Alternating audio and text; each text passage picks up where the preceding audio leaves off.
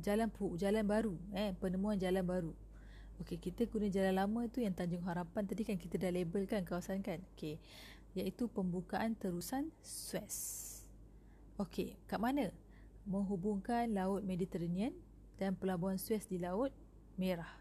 Okey. Apa kelebihan terusan Suez ni? Dia memendekkan jarak perjalanan dan menjimatkan masa. Okey. Sebab sebelum ni kalau nampak jalan hijau tu, kita dah tahu dah, awak dah buat tadi, iaitu daripada Britain sampai ke Tanjung Harapan, sampai ke India, baru sampai ke tanah Melayu. Itu jalan lama kan? Britain, Tanjung Harapan, pergi India sampai ke tanah Melayu. Tetapi melalui terusan Suez, okey, nampak dia potong jalan, dia lalu dekat Laut Mediterranean tu. Okey, nampak dia lalu dekat Mediterranean tu. Kemudian kat situlah terusan Suez kan. Dia buka jalan macam pintu lah lepas tu dia lalu kat celah-celah Laut Merah tu. Lepas tu sampai ke India, sampailah dekat tanah Melayu. Okey, bukan saya short tulis kat situ je Okey, tolong gunakan pen untuk tandakan jalan daripada, tak perlu yang jalan lama tak perlu, tadi awak dah buat. Jalan daripada Britain pergi ke terusan Suez, pergi ke India sampai ke tanah Melayu so kelebihan dia adalah jalan dekat, lebih cepat, jimat masa. Okay, ni terusan Suez. Bukan terusan Suez ni ini sebenarnya terusan dibina oleh Khalifah Umar Al-Khattab sebenarnya masa Taman Islam waktu kan. Awak dah belajar tak, pasti awak belajar ke tak? Tapi terusan Suez tu hanya pintu saja. Dia macam laluan buka pintu saja. Untuk terusan ni dah ada dah. Yang paling panjang ni terusan ni dah ada kat Laut Merah ni dah ada. Cuma dia buka pintu untuk memudahkan kapal-kapal untuk lalu. So, bila ada jalan baru, dia merancakkan lagi kuasa-kuasa barat untuk sibuk datang ke Asia Tenggara. Tambahan pula, ni saya cakap ni yang kapal tadi. Ingat tak saya kata tadi, abad ke-16 kapal-kapal Portugal ataupun kapal-kapal Sepanyol, mereka masih lagi bergantung kepada angin, perubahan angin, sebab mereka menggunakan kapal layar. Kapal wap digunakan untuk membawa, lepas tu bertukar menjadi kapal wap, menggunakan enjin lah, yang boleh membawa muatan yang banyak serta perjalanan lebih cepat dan menjimatkan masa. So penghantaran barang perdagangan akan menjadi lebih semakin mudah. Okey, nampak perubahan daripada kapal layar kepada kapal berkuasa wap. Kalau awak pernah tengok cerita Pirates Caribbean, Pirates of the Caribbean. Okey, so pada masa ni kapal yang digunakan adalah kapal layar ni sebab tu mereka naikkan layar tu. Kenapa? Sebab diorang bila ada angin, arah angin, diorang akan lajukan kapal tu. Sebab tu dia bergantung kepada perubahan angin nampak. Tetapi bila berlaku ciptaan kapal wap, enjin berkuasa wap dicipta pada masa itu, dan kapal tidak menggunakan layar dah, mereka menggunakan enjin. Sebab tu awak nampak serombong asap kan. Okay. So apa kelebihan kapal berkuasa wap ni? Mereka tak perlu bergantung kepada perubahan angin. Okay.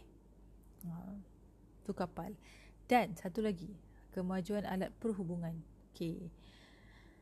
Memanglah sekarang awak guna telefon pintar kan, tapi dulu ni ciptaan telegraf. Dia bukan telegram. Telegraf ini adalah sebagai salah satu cara untuk membolehkan ahli perniagaan di benua Eropah ataupun Amerika Syarikat menghubungi ejen atau wakil mereka di Tanah Melayu dengan cepat. Tak ada cepat mana pun, mungkin makan berbulan jugalah, tapi lebih cepatlah sikit daripada pos ataupun nak tunggu kapal kan. Cepatlah daripada pos kan, sebab besar pula. Okay. Sebab sekarang kita dah guna handphone je, semua benda boleh buat. Tapi sebelum tu handphone pintar, kita boleh call, text ke, kita nak print ke, kita nak email ke sebagainya kan. Dan kelajuan adalah per second. Kelajuan terlalu laju. Okay. Tapi dulu kalau kita ada telefon pun, talian tetap, bukan boleh bawa pergi ke hulu ke hilir pun kan. Satu, kalau ada pencetak sekalipun, terhad. Pencetak digunakan hanya untuk mencetak. Tapi dulu tak ada mesin cetak macam ni lah. Dulu ada mesin type kan. Silap saya lah bagi mesin cetak ni kan. Okay, mesin type kan. Itu pun lambat kan. Kalau berjaya type pun surat nak tunggu pihak pos. Pos pun datang melalui kapal. Kapal datang lambat. Kalau nak guna pun, dulu ada mesin type lah, saya guna komputer pula kan. Mesin type kena type titik-titik lambat. Okay, ni kiranya macam, ini maksud saya ialah semua benda ni awak boleh semua benda ni dah berfungsi dalam satu telefon sekarang. Okay, tapi dulu semua benda ni berfungsi dengan peralatan yang berbeza. Tambahan pula telegraf. Nak tunjuk telegraf ni, nampak telegraf. Macam mana bentuk telegraf tu? Okay, telegraf ni lah macam telefon. Cuma tak boleh cakap. Dia boleh hantar teks. Dia boleh hantar mesej saja. Tapi awak ada correction tape kan, yang macam bulat kan. Okay, kalau correction tape nampak tu kan, macam tu lah tali dia. Okay, panjang tu tali dia. Dan macam bukan boleh awak bertulis-tulis selamat pagi panjang kan, tak boleh. Awak menggunakan kod. Kod tu hanya orang yang menghantar mesej tu lah faham. Okay, dia menggunakan Morse code kod tu macam liquid lah. Macam tu lah dia gunakan. Masa tu kira canggih lah pakai teks tu. Kalau dapat tu kira macam hebat lah dulu pada abad ke-1920. Ini salah satu kenapa merancakkan lagi situasi dia. Okay, last sekali dia gunakan slogan. Kenapa? Diorang nak tunjukkan diorang ni daripada Eropah kot, datang ke Asia Tenggara, diorang ni hebat lah kan. So kuasa barat ni datang untuk menyebarkan pengaruh dia untuk ke seberang laut lah, ke Asia Tenggara lah. Okay. Dan mereka merasa diri mereka melebih maju berbanding dengan penduduk yang dicacah. Sebab tu mereka menggunakan slogan. Contohnya British menggunakan slogan beban orang putih. Sementara Perancis menggunakan slogan tugas menyebarkan tamadun. Kenapa? Sebab mereka ni rasa mereka konon-kononnya mereka perlu memajukan. Ini serangan halus lah, serangan psikologi. Mengatakan orang konon-konon datang nak membantu. Sebab tu ada orang menyambut baik kedatangan kuasa barat ini. So mereka tak tahu apa niat sebenarnya orang kuasa barat ni kan. Kononnya datang nak bertukar-tukar barang, berdagang. Sebab kan asal penduduk tempatan kan dah biasa berdagang dengan orang luar.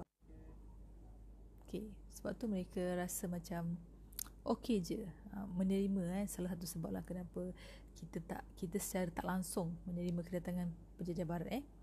Okay, so sampai situ. Okay, yang ini adalah awak kena buat sendiri. Sebab itu adalah pentaksiran awak. Nampak tak? TP3, membina kronologi tentang kedatangan kuasa barat. Tulis ringkas saja, poin-poin saja. Kenapa?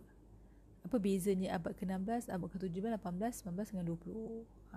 Kita bincang tadi hanya sebenarnya nak tahu ringkaskan ke situ. Okey.